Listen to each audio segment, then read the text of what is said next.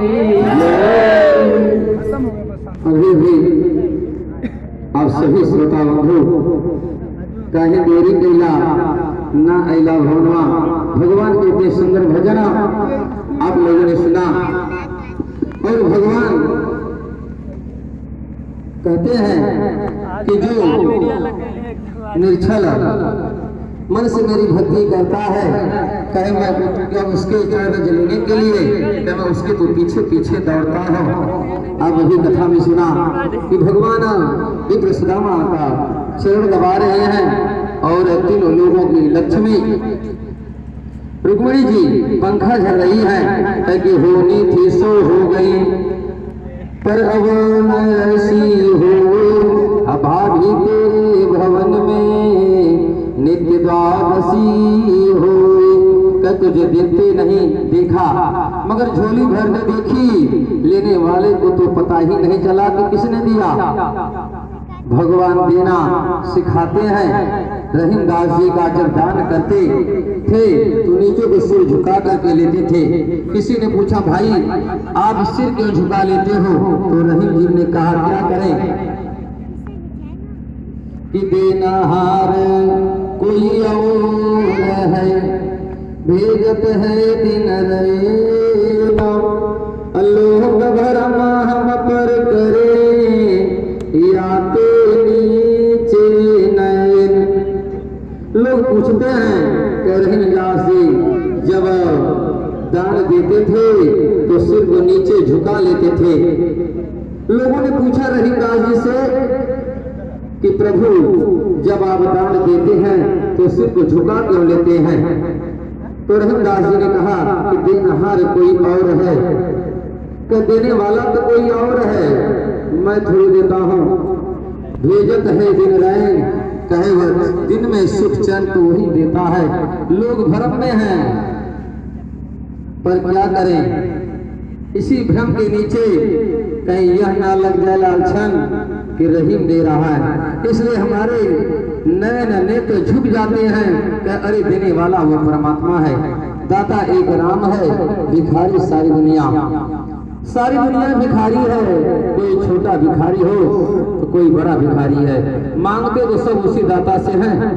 यदि उसने किसी को बहुत ज्यादा दिया भी है तो देने के लिए दिया है कि तुम भी दाता बन जाओ। परंतु जब उसकी संपत्ति को हम अपना मानकर देने का गर्व करने लगते हैं तो मैंने इतना दान किया, तो कहते हैं कि भगवान को हंसी आती है। कहे मैंने तो कभी उसको देते हुए यह नहीं किया कि मैंने इतना इसको दिया। कहे 1 रुपया का अगरबत्ती जलाते हैं, 1 रुपया का कपूर जलाते हैं, एक लड्डू चढ़ा देते हैं, कहे भगवान पूरा हमारी झोली भर दिया। कहे भगवान 1 रुपए के बदले में न जाने कई करोड़ों की संपत्ति मांगते हैं। कहे भगवान को कभी देते हुए नहीं सोचते कि हमने इतना दे दिया। कहे जब भक्त से दान की बात आती है तो लोग दान के नाम पर चिपकने लगते हैं, मन से बड़ा घचोट करके। कहे दान करने का नियम है, कहे दान किसको करना चाहिए। कहे दान दे करके लोग फंस भी जाते हैं। एक कहानी हम आप लोगों को बता दें कि दान दे करके लोग नरक को भी गए हैं। अब आपके मन में बड़ी बात होगी कि दान दे करके लोग नरक में जाते हैं, फिर दान क्यों दें। कि दान देने से पहले विचार होना चाहिए कि दान हम सुपात्र दो, दान देने योग्य है कौन। कि अगर विचार करके नहीं देंगे तो कहे उस दान का भी हत्या लगती है। कैसे हत्या लगती है, कहानी सुने। कहते हैं कि एक बनिया था और वह बनिया नित्य उसके यहाँ जो आता वह दान देता था।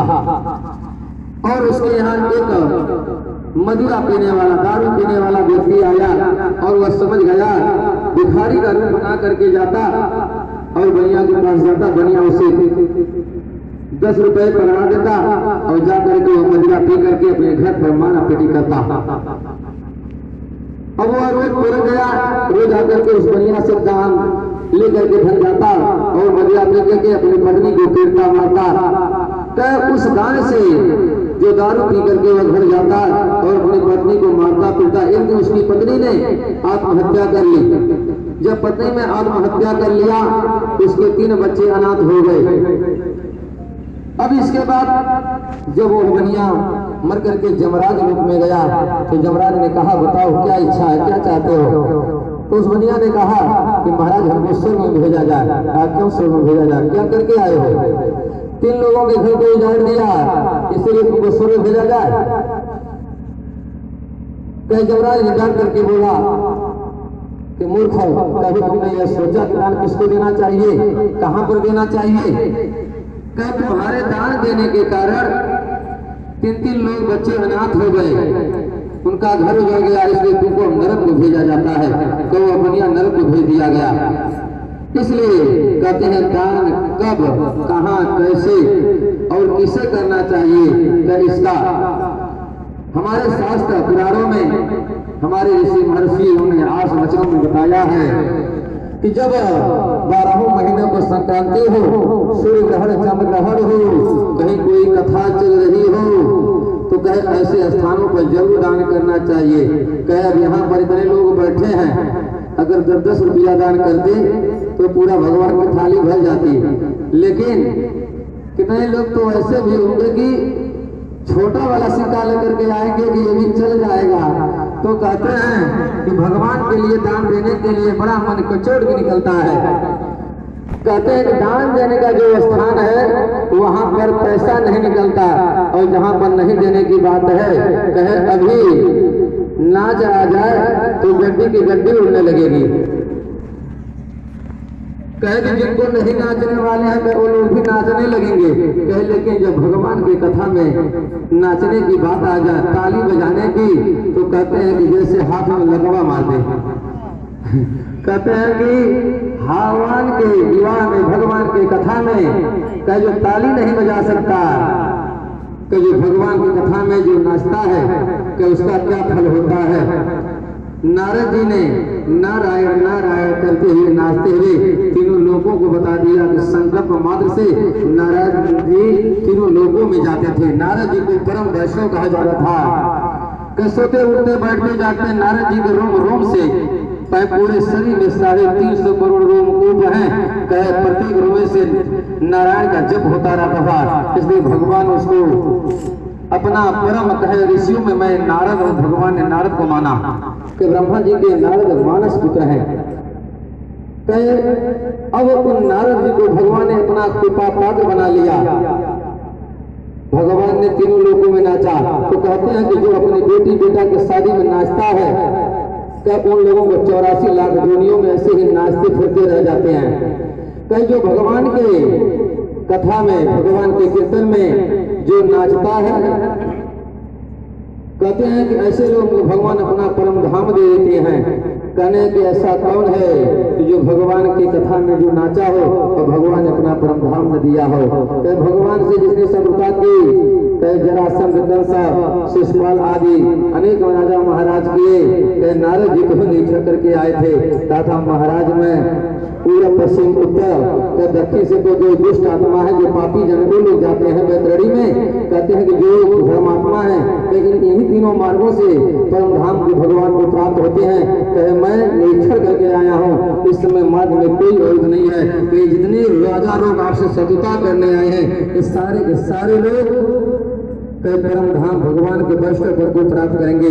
बोले लक्ष्मी नारायण भगवान की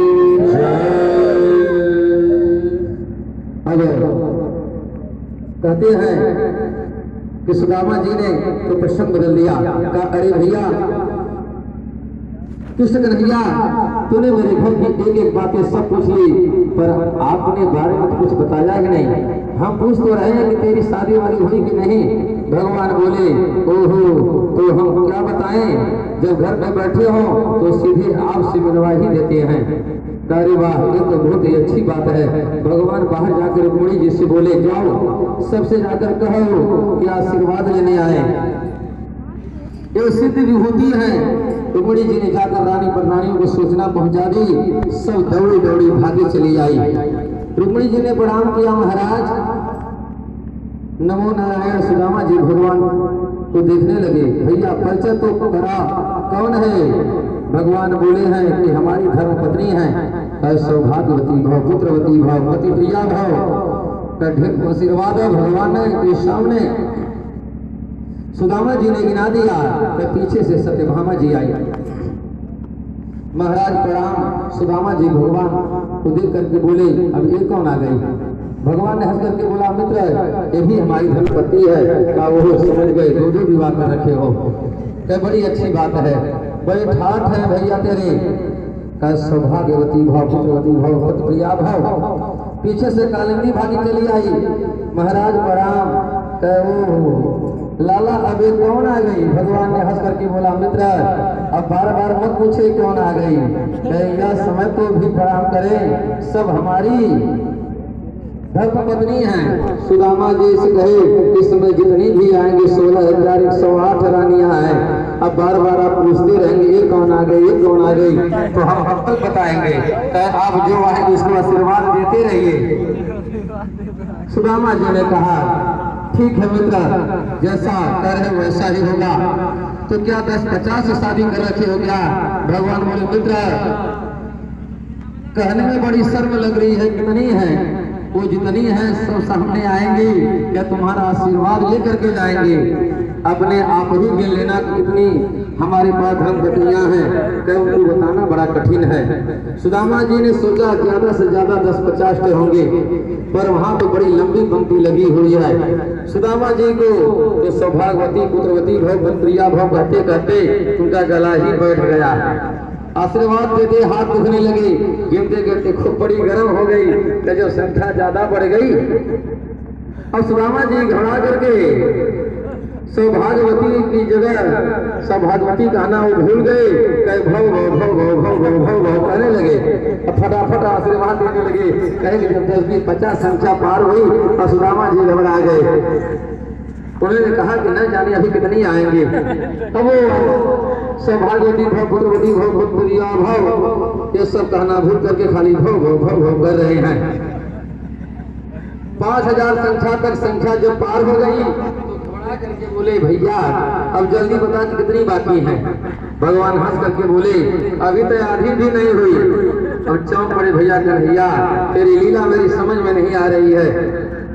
तुम मुझ पर दया कर सच्चा सच्चा बता दे पूरी संख्या कितनी है।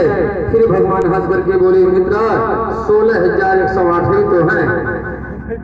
सुनते ही सुदामा जी के पैर में धरती खिसक गई। कहा अरे कन्हैया तेरे मेरे कर दिए कल्याण। कहे 5,000 के आशीर्वाद देने में तो यह हाल हो गया, गला बढ़ गया, हाथ दुखने लगे। अभी 10,000 11,000 बाकी हैं। कहे अब आगे क्या होगा? कई वो सब बाजार ही बंद हो जाएगी। भगवान बोले कि अब तुमने घर में लड़ाई कराई बिना आशीर्वाद को पूरी नहीं जाने देंगे। कई 11,000 का आशीर्वाद दिया, वो 5,000 क्या करेंगे? पैसों को आशीर्वाद दे के ही जाना होगा। कई भी सही कहा भैया, एक काम कर देख ये तेरी अभागी और तू सबको अभांग है तो सबकी जगह इकट्ठा है, तुझको ही प्रणाम कर ले, तुझको ही आशीर्वाद दे देता हूँ। आशीर्वाद बराबर मिल जाएगा सबको। भगवान बोले हाँ मित्र ये बात तो सही कही आपने। सबके साथ मिलकर प्रभु ने प्रणाम किया और सुदामा जी ने इकट्ठा आशीर्वाद दे दिया। गदगद हो गए सुदामा जी। द्वारकाधीश बोले लाला हमने एक शादी करी और तूने तो बुलाया सो बुलाना दिया कि शादी किए तो बुलाए नहीं। कह तुमने तो 16,108 शादियां की। कह तुमने कितनी बार बुलाया हमको? अब कहते हैं भैया एक भी विवाह में क्या मृत की याद नहीं आई? अरे एक में भूल जाते, 2 में भूल जाते, 3 में भूल जाते, 4 में भूल जाते, 5 में भूल जाते, लेकिन क्या कभी 16,108 विवाह किए कभी भी याद नहीं आई? तो भगवान ने हंस करके बोला मित्र विवाह की तारीख पक्की होती तब तो बुलाते। तो पहले मेहमानों से आप ही पधारते, पर क्या बताएं जहां भी गया जैसे भी गया किसी से मिलने भी गया तो लोग पैर पकड़ लेते महाराज हमको मुक्त कर दो, बड़ी बंधन बना करके रखे हुए हैं। कोई सबको तो मुक्त करते करते हमारे 16,108 रानियां पड़ गई। कोई शादी विवाह को भी दिन पड़ा नहीं था कि जो हम आपको न्योता देते आप आते। क्या इसी तरह से तो हमारी सब गड़बड़ लीला हो गई। तो भैया अब तो समझ में आ गया। भगवान ने बड़ी भारी दिव्य भव्य प्रकार सुदामा जी का स्वागत किया। और सुदामा जी बोले भैया ज्यादा देर नहीं रुकेंगे, तेरी भाभी राह देख रही होंगी। तो भगवान रोकने का तो दुराग्रह नहीं किया और विवाह करने के लिए चल पड़े। चलते चलते सुदामा जी के मन में विचार आया, स्वागत जोरदार हो गया, लेकिन जो हमने ले आया था वह सब भी खा गए। अब हम सुशीला को जाकर के क्या जवाब देंगे? क्या उसके बदले में तो भगवान हमको कुछ दिया भी नहीं। अब हम उसे जवाब क्या देंगे? सुशीला बहुत बुरा मान जाएगी। अब हम उसे क्या कहेंगे? सोचते सोचते रुक गए। सुदामा जी बोले बस अब तो मेरे साथ कब तक चलेगी? जाकर के आराम कर, हम धीरे धीरे आराम कर घर पहुंच जाएंगे। भगवान बोले आज्ञा। सुदामा जी बोले भैया तो अब हम चल रहे हैं। भगवान बोले मित्र अब कैसे कहें कि आप जाइए? कहे आपको तो छोड़ने का मन ही नहीं होता।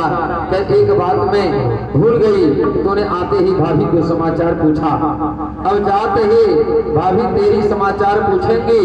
भगवान बोले सुदामा जी ने सोचा कि कोई समाचार होगा।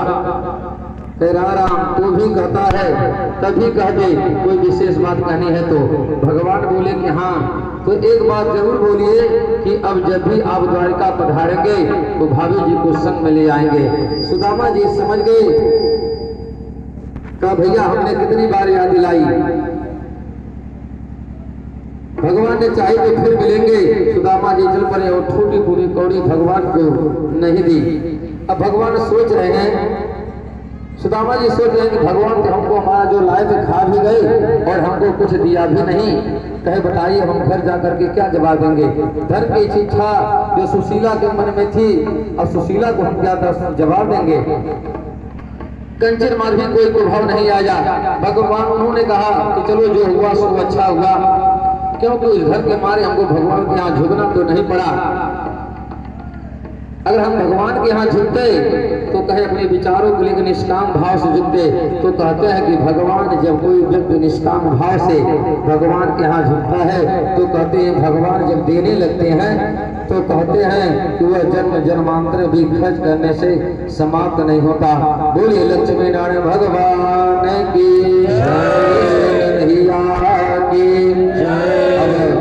कथा का प्रसंग कल